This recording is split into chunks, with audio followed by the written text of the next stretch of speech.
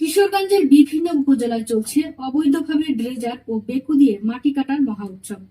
কিশোরগঞ্জ প্রতিনিধি জানান, কটিয়াদী সহ বিভিন্ন উপজেলার সরকারের আইনকে অমান্য করে অবৈধভাবে ড্রেজার মেশিন দিয়ে বালু উত্তোলনের হিড়িক পড়েছে। সরকারের আইন অনুযায়ী ব্যক্তি মালিকানাধীন ভূমির মাটি বা বালু ক্রয় বিক্রয় নিষিদ্ধ হলেও কিছু প্রভাবশালী মহল সরকারের আইনকে তোয়াক্কা না করেই মাটির ব্যবসা করে রমরমা কোটিপতি বনে যাচ্ছেন।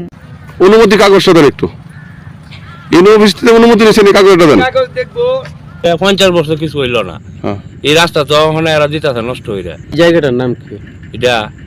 এটার নাম হইলো বরজংলা হাওর। হাওর। আমরা যে গাড়ির মালিকের আইডি আমরা জানি না, কিন্তু কিভাবে খাচ্ছে, কিভাবে বেচতেছে?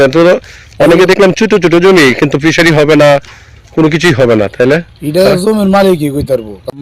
মহির ইসলাম রতন মে আপনাদের গ্রাম তেগিরে বাজিরপুর থানা।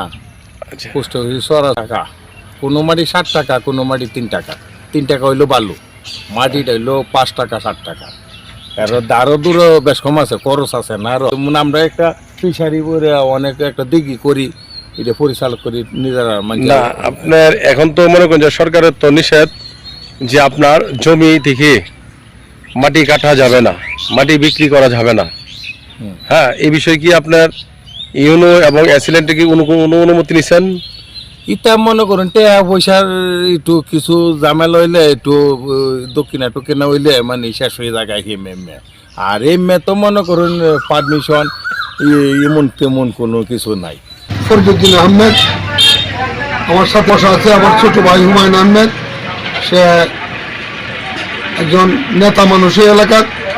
আমিও প্রাক্তন ছাত্রলীগের জিএস এবং বর্তমানে এই তিন আওয়ামী লীগের সভাপতি, উনি ছাত্রলীগের সাবেক সেক্রেটারি ছাত্রলীগের।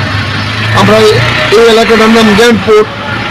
এই এলাকা মানুষ কৃষির উপর নির্ভরশীল এবং কৃষি প্রধান জায়গা। আমিও কৃষকের ছেলে, আমি কৃষির উপর নির্ভরশীল। কিন্তু আমরা ইদানিং দেখতে পাচ্ছি কিছু কিছু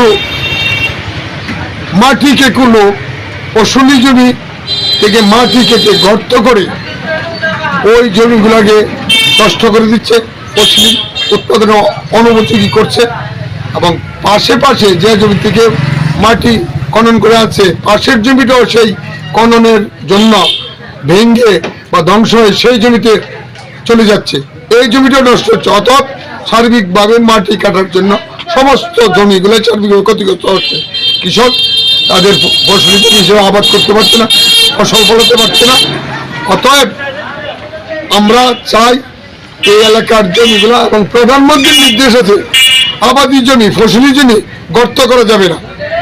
ফসল যেখানে হয় সেখানে কোনো গর্ত করে কোনো ফিশারি করা যাবে না, যথাযথ কর্তৃপক্ষের অনুমতি ছাড়া।